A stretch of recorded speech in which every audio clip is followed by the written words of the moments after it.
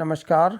हमने curvature chapter पढ़ लिया था और आज हम उससे आगे नया चैप्टर पढ़ने जा रहे हैं जिसका नाम है सिंगुलर पॉइंट्स यानी कि विचित्र बिंदु।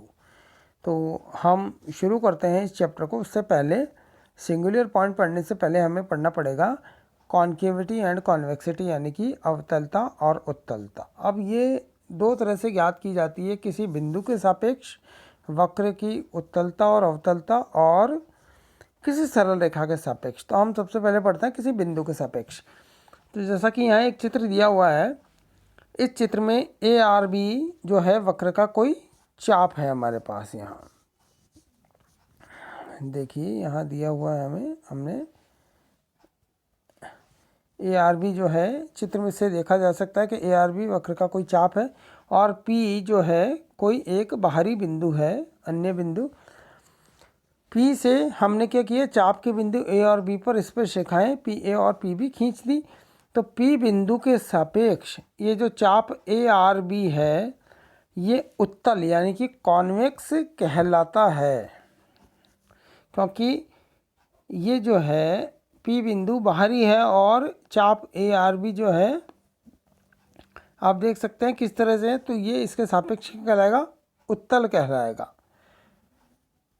और चाप ए आर बी और इन बिंदुओं ए और बी पर खींची गई स्पर्श रेखाओं के बीच में कोई बिंदु हो तो उन बिंदु के सापेक्ष भी चाप ए आर बी उत्तल कहलाएगा। यानी कि पी बिंदु के सापेक्ष चाप ए आर बी उत्तल है, साथ ही इस चाप और इन स्पर्श रेखाओं के मध्य कोई भी बिंदु हो उसके सापेक्ष भी चाप क्या कहलाएगा, उत्तल कहलाएगा। और बाकी इस पी बिंदु के सापेक्ष जो वक्र का दूसरा भाग है जो डॉटेड लाइन से बताया गया है वो क्या कहलाएगा, अवतल कहलाएगा इस पी बिंदु के सापेक्ष। तो मुझे लगता है ये समझ में आ गया होगा आपके। अब हम देखते हैं सरल रेखा के सापेक्ष। तो यहाँ आप देख सकते हैं हमने चित्र यहाँ बनाए हुए हैं जिसमें कि एक्स और वाई अक्ष है, एक स्थिर रेखा एल है और वक्र है जिसके किसी बिंदु P पर स्पर्श रेखा खींची गई है तीनों स्थितियों में। तो हमने मान लिया कि C कोई वक्र है, एक सरल रेखा L है, वक्र पर कोई बिंदु P मान लिया, जैसे कि हमने बताया है P बिंदु P है जहाँ से L जो रेखा L नहीं गुजरती, यानी कि रेखा L एक अलग स्थिर रेखा है। तो चित्र एक में हम देखें तो P के दोनों ओर जो बिंदु P है उसके दोनों ओर वाला जो भाग है वो छोटा चाप जो है वो बिंदु P पर खींची गई स्पर्श रेखा तथा स्थिर रेखा L के बीच में जो न्यून कोण बन रहा है उसके अंदर की तरफ है।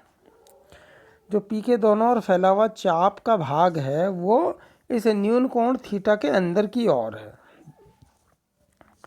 तो इस स्थिति में हम क्या है, बिंदु P पर वक्र को L के सापेक्ष अवतल कहते हैं, यानी कि ये इस न्यून कोण के अंदर है, रेखा L की ओर इसका भाग खुला हुआ है, इसलिए इस रेखा के सापेक्ष ये जो वक्र है वो क्या है, अवतल है। इसी प्रकार दूसरे चित्र में हम देखें तो जो P के दोनों ओर जो खुला हुआ भाग है वो इस न्यून कोण से बाहर की ओर है, यानी कि हम कहेंगे कि इस रेखा L के सापेक्ष यह जो वक्र है वो क्या है, उत्तल है, यानी कि कॉन्वेक्स है। इसी तरह से तीसरे चित्र में अगर हम देखें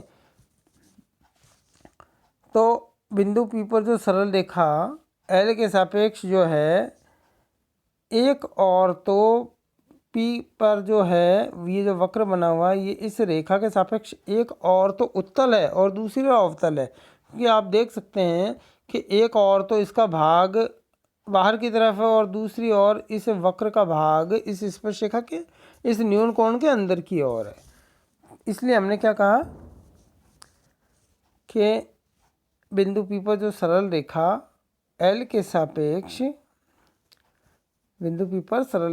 सापेक्ष जो है ये वक्र एक और अवतल और दूसरी ओर उत्तल है। इसलिए इस बिंदु को हम क्या कहते हैं, पॉइंट ऑफ इन्फ्लेक्शन यानी कि नति परिवर्तन बिंदु। अब हम देखेंगे अवतलता, उत्तलता और नति परिवर्तन बिंदु का परीक्षण। तो सबसे पहले हम देखते हैं अवतलता कि अवतल कब होगा। इसलिए हमने दो चित्र बताए हैं, यहाँ स्पष्ट दिखाई दे रहे हैं। तो सबसे पहले हम एक्स अक्ष के सापेक्ष बताएंगे। चित्र में जैसा कि दिखाया गया है कि एक वक्र है, इसके बिंदु P पर स्पर्श रेखा खींची गई है और इसका समीपवर्ती बिंदु Q है। दोनों चित्रों में, दोनों चित्र अलग हैं। एक में वक्र एक्स अक्ष के ऊपर है और दूसरे चित्र में वक्र जो है एक्स अक्ष के नीचे है। तो दोनों स्थिति को हम कंसिडर करेंगे। पहले हम देख लेते हैं कि वक्र का समीकरण जो है बिंदु P, चूंकि इसके कोऑर्डिनेट x और y है, इसलिए वक्र का समीकरण हमने क्या ले लिया, y = fx। और इस वक्र पर जो है पी एक्स वाई और Q x plus h y plus k कोई बिंदु है। तो P पर स्पर्श रेखा का समीकरण y minus y = f dash x, x minus x, ये होगा, ये हम सभी जानते हैं। तो बिंदु Q डैश, अब Q डैश कौन सा बिंदु है, जब हमने P से ये जो x अक्ष है इस पर एक परपेंडिकुलर ड्रॉ किया, P बिंदु से x अक्ष पर लंब खींच दिया। इसी तरह से Q बिंदु से भी जब हम x अक्ष पर लंब खींचेंगे तो इसको Q बिंदु को जब आगे की तरफ हम ऊपर की ओर बढ़ाएंगे तो वो इस स्पर्श रेखा को Q डैश पर काटेगा। तो Q डैश बिंदु जो है उसके लिए हम क्या करेंगे, x की जगह, कैपिटल X की जगह x प्लस एच रख देंगे।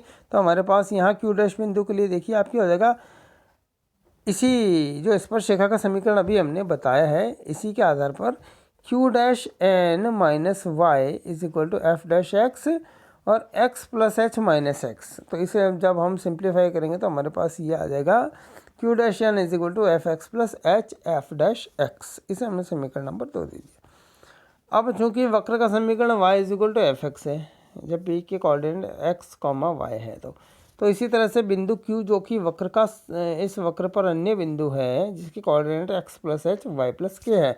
तो इसके लिए वक्र का समीकरण होगा कि Qn = F of x plus H, क्योंकि यहाँ y जो है वो Qn है और x जो है वो x प्लस एच है। तो इसे हम एक्सपेंड करते हैं, मीन्स टेलर थ्योरम से जो है सीरीज से Qn = F of x plus H का मान हमने यहाँ उसको एक्सपेंड कर दिया, F x plus H F dash x plus H square upon factorial two F double dash x plus dash dash. अब तो इस तरह से हमने ये इसको एक्सपेंड कर दिया। अब हमारे पास Q डैश n भी है, Qn भी है। अब आप देखिए यहाँ पर कि अगर हम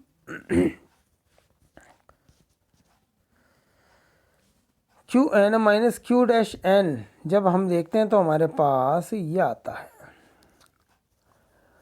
अब दोनों स्थितियों को हम देखते हैं कि जब वक्र एक्स अक्ष के ऊपर है, एक्स अक्ष के ऊपर है, तो वक्र के बिंदु पर जो है एक्स अक्ष के सापेक्ष अवतल कब होगा यह वक्र, जबकि हम इस चित्र से देख सकते हैं कि ये वक्र का बिंदु Q जो है वो उस Q डैश बिंदु से नीचे की ओर हो, तभी तो ये इस एक्स की और अंदर की ओर रहेगा।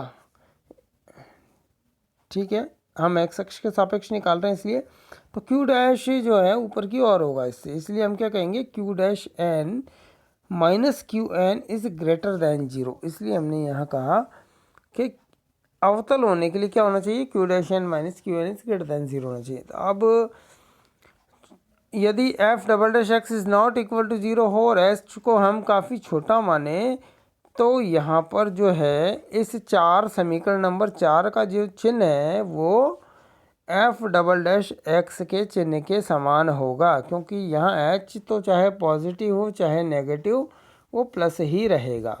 एच स्क्वायर है चूँकि यहाँ पर बाहर ब्रैकेट के बाहर, इसलिए वो किस पर डिपेंड करेगा, राइट हैंड साइड का चिन्ह एफ डबल डैश एक्स के चिन्ह के बराबर। इसलिए Q चूँकि हमने देखा Q dash n minus Qn is greater than 0, तो एफ डबल डैश इस स्थिति में क्या होगा, क्योंकि यहाँ पर इससे हम देख सकते हैं समीकरण नंबर 4 से कि अगर Q dash n minus Qn greater than 0 होगा तो f double dash x is less than 0 होगा। इसका मतलब हम ये कह सकते हैं चूँकि वक्र एक्स अक्ष के ऊपर है तो y पॉजिटिव होगा, इसलिए y गुणा एफ डबल डैश एक्स वो क्या होगा, लेस दैन 0 होगा, क्योंकि y जो है वो भी पॉजिटिव है, और एफ डबल डैश एक्स भी हमने बताया वो नेगेटिव है। इसलिए हमारे पास Y F double dash x is less than 0 होगा, या फिर हम इसे ऐसे भी कह सकते हैं y d two y by d x square is less than 0। अब हम दूसरा केस देखते हैं, जब एक्स अक्ष के नीचे की ओर वक्र है।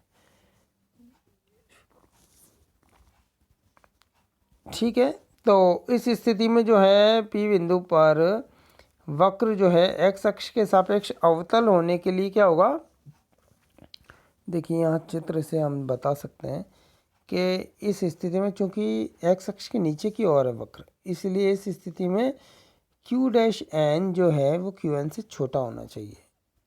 ठीक है, क्यू डैश एन क्या होना चाहिए, चित्र से हम देख सकते हैं क्यू एन से छोटा होना चाहिए, क्योंकि तभी तो ये जो है वक्र इस एक्स अक्ष के अंदर की ओर रहेगा, और इसी स्थिति में हम उसको अवतल कहेंगे।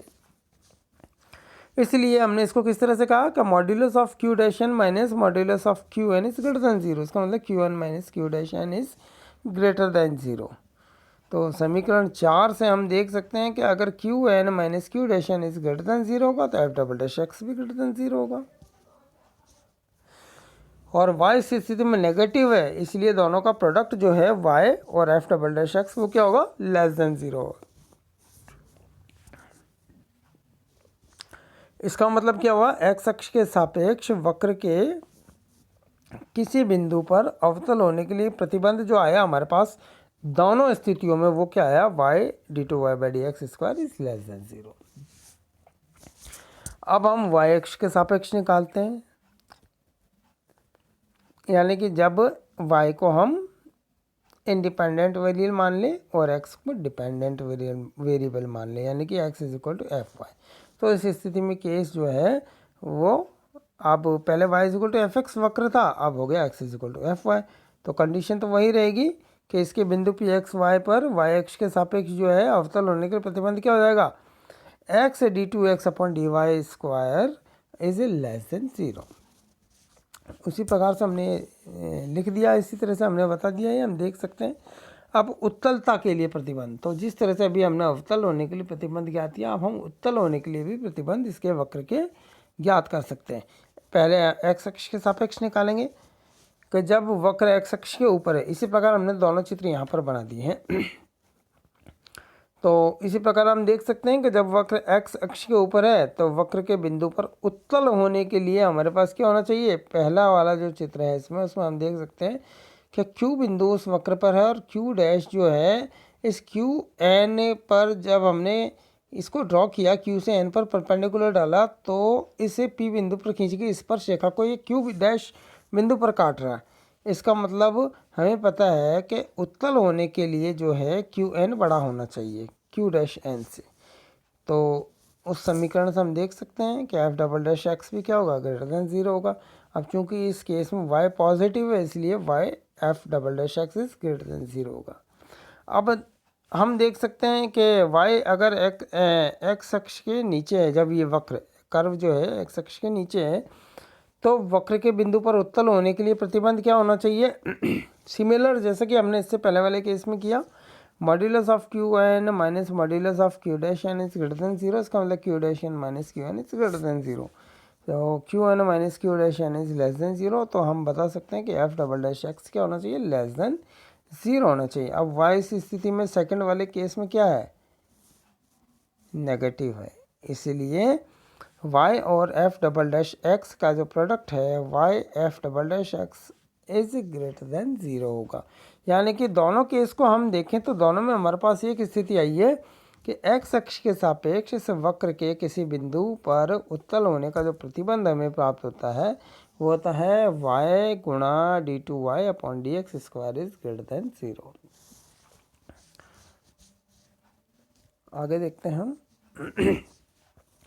इसी प्रकार y अक्ष के सापेक्ष भी हम निकाल सकते हैं कि x is equal to f y अगर वक्र है, तो हमारे पास वक्र के बिंदु पर जो है वो y अक्ष के सापेक्ष उत्तल होने का जो प्रतिबंध है किसी वक्र के, वो क्या होगा, x d two y upon d x square is greater than 0।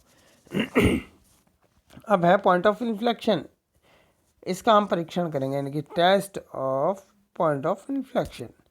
तो अभी हमने देखा था कि q n minus Q dash n जो है वो हमने निकाला था, वो हमारे पास ये है। अब यदि f double dash x is equal to zero हो और f triple dash x is not equal to zero हो, तो हमारे पास जो है q n minus Q dash n जो है वो इस तरह से हमें प्राप्त होगा। क्योंकि f double dash x is equal to zero हो गया तो आगे वाली टर्म जो है वो नॉन ज़ीरो रहेगी।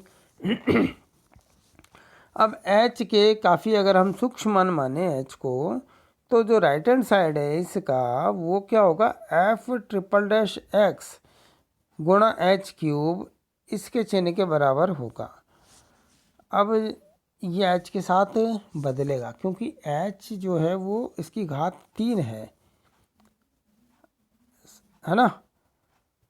इसलिए हम क्या कहेंगे कि पी बिंदु पर जो है वक्र एक्स अक्ष के सापेक्ष तो एक और अवतल होगा और दूसरी उत्तल होगा, क्योंकि ये ऑड पावर है एच की, ये वेरी करेगी माइनस और प्लस के बीच में।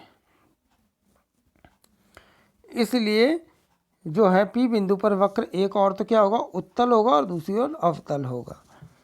इसीलिए हम पी बिंदु को क्या कहेंगे, नति परिवर्तन बिंदु। यानी कि इसके लिए क्या कंडीशन हुई, तो हमारे पास d2y/dx² इज ग्रेटर देन 0, लेकिन d3y/dx is not equal to 0। अब यदि हम देखें कि F double dash x F triple dash x ये सभी आपस में बराबर हैं, और किसके बराबर है, ज़ीरो के बराबर है। ये सभी ज़ीरो के बराबर है, लेकिन f n x is not equal to 0, तो P एक नति परिवर्तन बिंदु होगा यदि n विषम है। लेकिन अगर n सम है यानी कि इवन है, तो उस केस में जो टेंजेंट है वो इस कर्व को क्रॉस नहीं कर पाती है, और इस प्रकार का जो बिंदु होता है जब n का मान 2 से बड़ा है वो क्या कहलाता है, पॉइंट ऑफ अनड्यूलेशन पॉइंट, यानी कि तरंगण बिंदु कहलाता है। तो आज के लिए इतना ही, अगले भाग के लिए हम अगली कक्षा में पढ़ेंगे। धन्यवाद।